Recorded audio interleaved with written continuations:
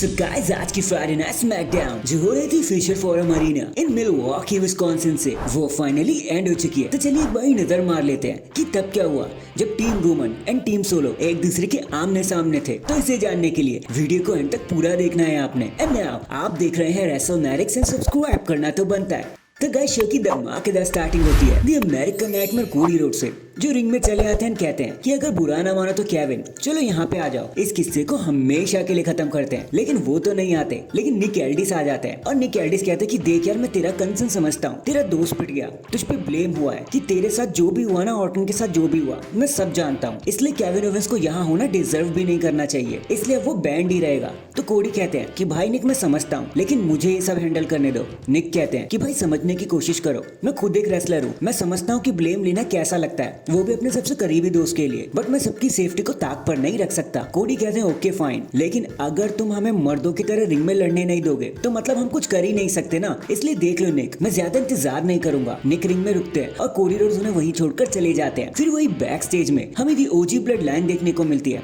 जहाँ वो डिस्कस कर रहे होते हैं कि वॉर गेम्स के लिए उनका 5वां मेंबर कौन सा होने वाला है। तो सैमी ज़ेन कहते हैं मैं किसी को जानता हूँ, मैं उससे बात करूंगा, और ये मूवमेंट यहीं पर खत्म हो जाता है। नेक्स्ट हमें नाइट का सबसे पहला मैच देखने को मिलता है, जो होता है ट्रिपल थ्रेट मैच बिटवीन बेली, कैंडिस लेरे एंड बीफैब के बीच में, जहां जो भी जीतेगा वो वुमेन्स यूनाइटेड स्टेट चैंपियनशिप के लिए आगे जाएगा। ज्यादा कुछ बताने के लिए यहाँ हुआ नहीं, बेली इस मैच को बड़ी आसानी से जीत जाती है एज एक्सपेक्टेड। फिर हमें बैक स्टेज में सैमी ज़ेन देखने को मिलते हैं, जो कोशिश कर रहे होते हैं कि कैसे भी करके एले नाइट उनके साथ ऐड हो जाए उनके वॉर गेम्स के लिए। इसके बाद एले नाइट रिंग में आते हैं और कहते हैं कि देखो मैंने भी सैमी ज़ेन से बात करी, उसने मुझसे फेवर मांगी है, लेकिन मेरा आंसर ना ही रहेगा क्योंकि मुझे बड़ी चीजों की तरफ देखना है, जैसे यूनाइटेड स्टेट चैंपियनशिप का ओपन चैलेंज। जिसके बाद लेगाडो फैंटास्मा वहां पे आ जाते हैं और इनके बीच में एक आर्ग्यू शुरू हो जाता है, जो अल्टीमेटली हमें लीड करता है एक मैच की तरफ between LA Knight and Barto के बीच में। बताने को यहाँ कुछ भी नहीं है, एले नाइट बड़े प्यार से मैच को जीत जाते हैं, लेकिन जब वो सेलिब्रेट कर रहे होते हैं ना, तो वहां पे आ जाते हैं शिनसुके नाकामुरा, उनका रिटर्न हो जाता है और वो एले नाइट पर अपनी छाप छोड़ के वहां से चले जाते हैं। नेक्स्ट हमें सोलो सिकोवा की ब्लड लाइन देखने को मिलती है,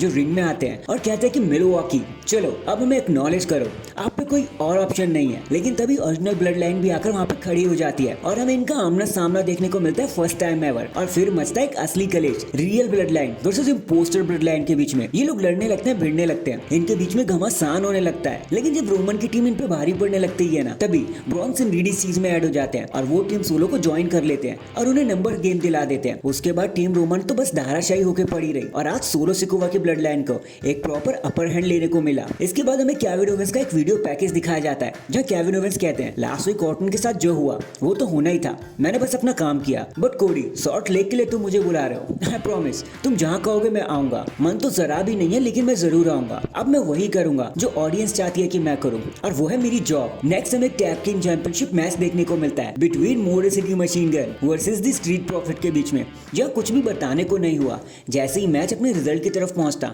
तभी टमासो चैंपा आकर दोनों ही टीम्स पर अटैक करने लगते हैं, जिसकी वजह से मैच नो कॉन्टेस्ट की कंडीशन में एंड हो जाता है। जॉनी गार्गानो अपने पार्टनर को रोकने की कोशिश करते हैं, लेकिन उसका कुछ खास फायदा हो नहीं पाता। दरारें हमें साफ देखने को मिलती है DIY के बीच में। फिर कुछ बैकस्टेज अननेसेसरी मूवमेंट के बाद हमें देखने को मिलता है हमारा मेन इवेंट, जो होता है फॉर द वुमेन्स चैंपियनशिप के लिए, जहाँ नाया जैक्स अपने टाइटल को डिफेंड कर रही थी अगेंस्ट नाओमी। जहाँ बताने को देखो कुछ स्पेशल तो हुआ नहीं, क्योंकि बेली और कैंडिस लेरे इस मैच में इन्वॉल्व होने की कोशिश करी। और फिर वहीं पे बैकस्टेज में हमें ये भी देखने को मिला कि लिव मॉर्गन और रकेल रॉड्रिगेज ने बियांका एंड जेड कारगिल पर अटैक कर दिया है। ऑब्वियसली ये वॉर गेम्स की तरह नॉक ही था, बट स्टिल इतना सब होने के बावजूद भी नाया जैक्स अपने टाइटल को रिटेन करने में कामयाब हो जाती हैं। लेकिन जब नाइट एंड हो रही होती है ना, तो हमें रोमन रेंस एक बार फिर से देखने को मिलते हैं, जो शायद पॉल हेमन को कॉल करने की कोशिश करते हैं, लेकिन वो कॉल नहीं लगता और हम सब कंफ्यूज हो जाते हैं कि आखिर ब्लड लाइन को ज्वाइन कौन करने वाला है, वाइज मैन कहाँ पर है। इसी सवाल के साथ डैंग हमारी आज की फ्राइडे नाइट स्मैकडाउन यहीं पर खत्म हो जाती है।